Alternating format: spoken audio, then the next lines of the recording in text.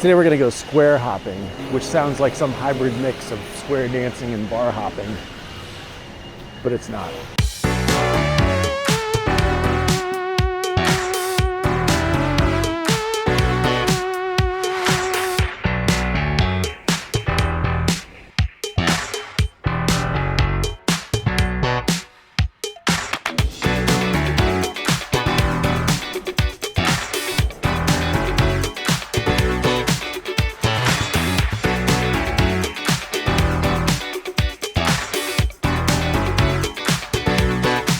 Popped out of the subway and I was at the second place I was going to go to already, so I'm going to walk back to the first place and then come back here.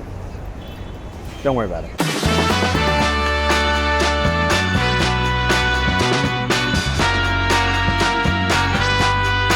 The first stop is Herald Square. We got this big memorial to James Gordon Bennett right here. It's the publisher of the New York Herald.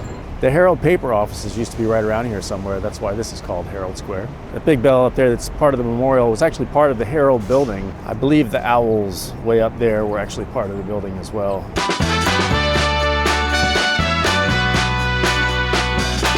Hey look, bathrooms with an attendant. It's a nice little square. There's not much to it. Bunch of tables and chairs, place to sit, enjoy yourself, relax. The reason a lot of these squares are here is because of the strange direction that Broadway takes through Manhattan. It kind of cuts diagonally through the grid plan. And so in the places where it runs into major avenues, it creates these little triangles of space. And some of them they've turned into these squares. And I'm gonna walk down through a few of them today. So not too much to Herald Square, but right next to Herald Square is Macy's. This is the flagship Macy's store. It's the largest Macy's in the world and actually one of the largest department stores in the world. It's big. It has something like 1.25 million square feet of retail space in it. That's a lot. Interesting thing about the Macy's logo, it has that red star in it and actually always has had that red star in it. And that is because Mr. Macy had a red star tattoo from his days working on a whaling ship. So this building was originally completed in 1902 and it's been expanded a bunch since then, but there it is, Macy's. Maybe you've heard of a certain Thanksgiving Day parade. That ends here in front of the Macy's building at Herald Square.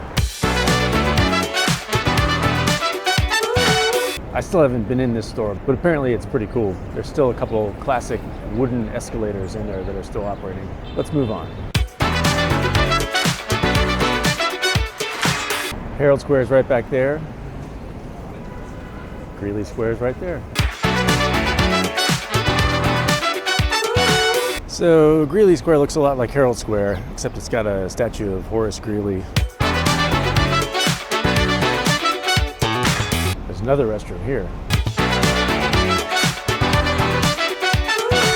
I mean, these little squares are really not that exciting, but they are nice places to come and sit and drink your coffee, if that's what you're looking for. A nice place to come and sit and drink your coffee. Moving on. I'm just gonna walk down Broadway and hit the next squares. Just noticed this guy as I was walking along. I'm not sure what it is. It is super skinny and pretty tall. Interesting.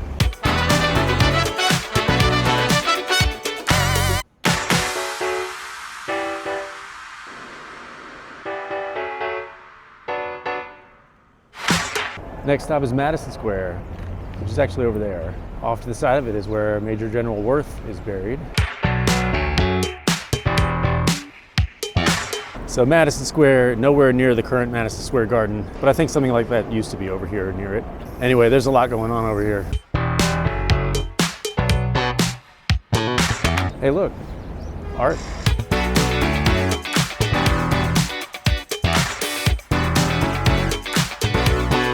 First off, right back here, we've got the Metropolitan Life Tower, which was completed in 1909 and was the tallest building in the world until the Woolworth building was completed in 1913, modeled after that famous tower in Venice. The clock is an important feature also. People have been telling time off that thing since 1909.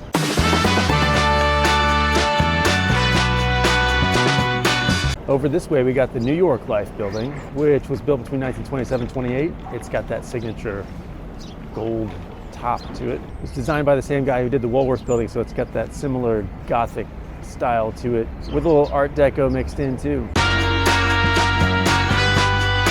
And over this way, you may recognize that strange looking building. It's the Flatiron building. It was completed in 1902 and was one of the first tall buildings in the country, coming in at 20 floors. Built with a steel frame, it was a strange new concept. People were actually taking bets on how long it would take for the wind to blow it over. They all lost. They later added 2 more floors to the top, so now it's 22 floors. It was in the news last year. It was up for auction, and the guy who bought it didn't ever put the deposit on it, so it went back to the people who, I don't know, you can look it up. But the word as of November 2023 is that they're going to turn it into residential condominiums. So that's interesting. Might be a nice place to live. Definitely a different one.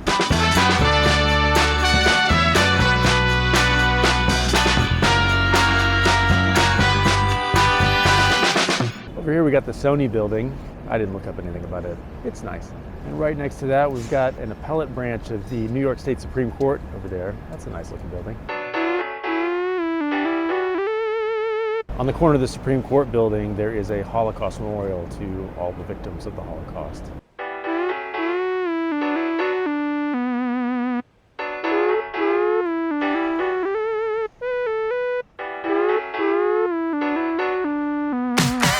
Hey look, another restroom. I think you might have to pay for this one. I mean, who has a quarter anymore?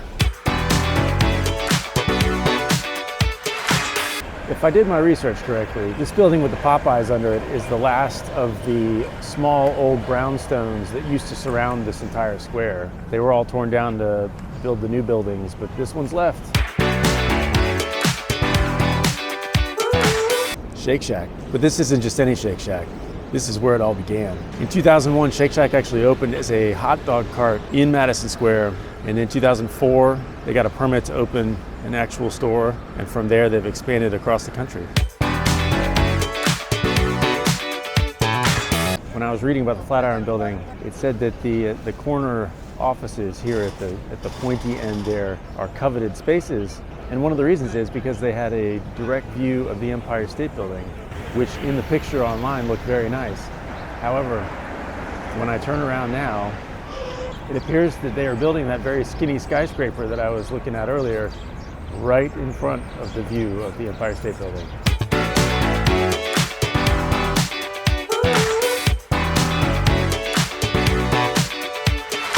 It's hard to see with the scaffolding, but they built a little shop on the front of the Flatiron building, and they call it the cow catcher because it looks like a cow catcher on a train. In all honesty, I'm pretty annoyed about that bathroom costing a quarter. I was really hoping to use it. All right, let's move on. Next square.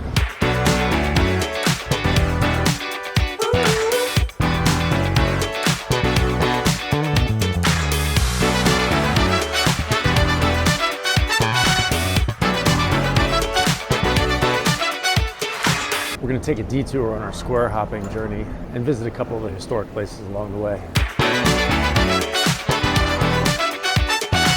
This is where Teddy Roosevelt was born.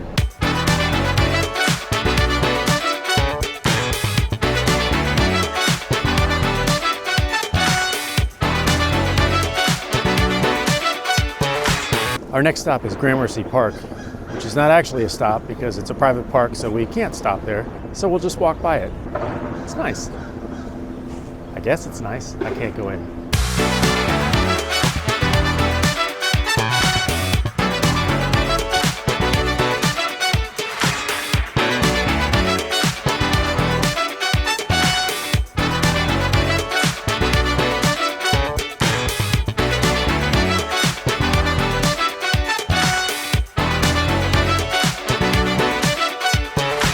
I knew it was private before I got over here, but I figured it'd be fun to walk over and see it anyway. Might as well, you know. Back to the squares.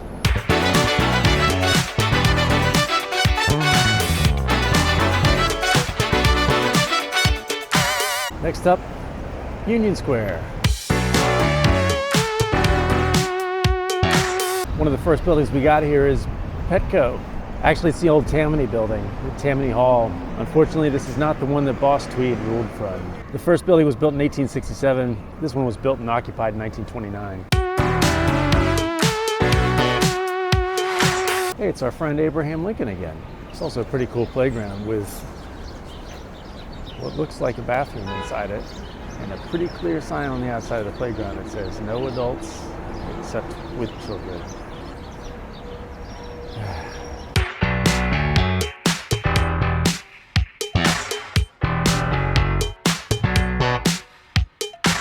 Union Square is nice enough.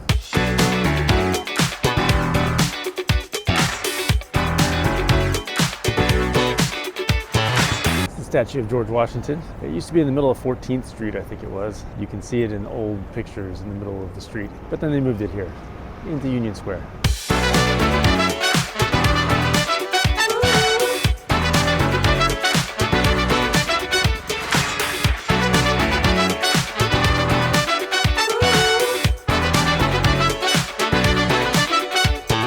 My hand is so cold I'm having a hard time pushing the button on the camera. I guess I could have put gloves on, but it didn't seem that cold. Now it seems that cold.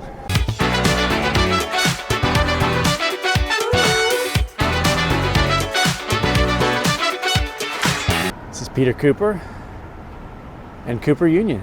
Cooper Union was founded in 1859 by Peter Cooper, who was one of the richest businessmen in the United States at that time. He believed there should be a higher education institution open to everybody regardless of their race, their sex, their socioeconomic status, their religion.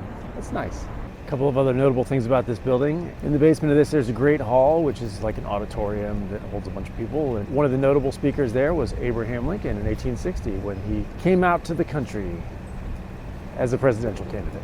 Another notable thing about this building is that it was the first building in the world built with elevator shafts. And it was built that way before elevators even existed. Peter Cooper was so convinced that elevators were coming that he had elevator shafts installed.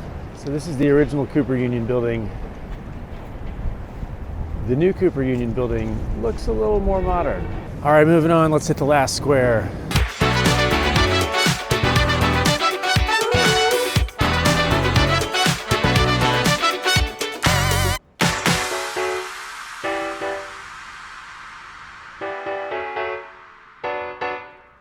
Last stop on the way to the last square is the Asch building, the site of the Triangle Shirtwaist factory fire in 1911. It's the worst industrial accident in New York history and one of the worst in the country. 146 people died in the accident. Triangle factory occupied the top 3 floors, the 8th, 9th, and 10th floors. So when the fire happened, there was no way to get out, and a lot of people actually jumped to their death.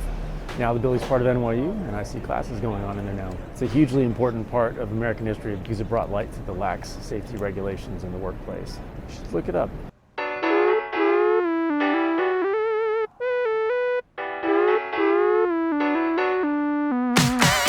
Enough of the depressing but important stuff. Final square on our square hopping journey, Washington Square. The arch was a tribute to George Washington, who the park is named after. They built a temporary one. People liked it so much that they built a permanent one in 1892, inspired by the Arc de Triomphe in Paris.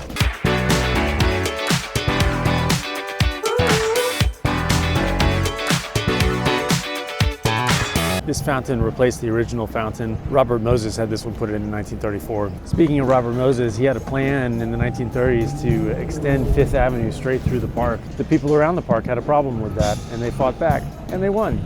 That's why Fifth Avenue doesn't go through the middle of the park. This is, by all accounts, the oldest tree in New York City. More than 300 years old, they say. It's known as the Hangman's Elm, although I don't think they have proof that anyone was actually hanged in it. Interesting. I see something over there that I hope is not just a tease. It's a restroom. We'll go find out if it's open. Washington Square is nice. I'm not gonna lie. Some pretty strange people here.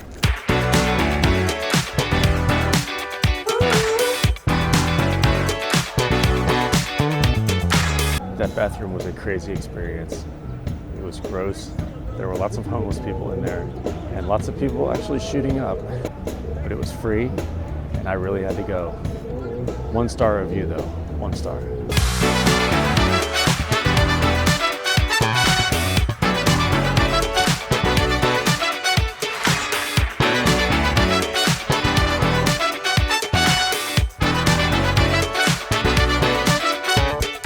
Well, I've had a good time. Time to head home though. I'm getting hungry. I'll see you next time.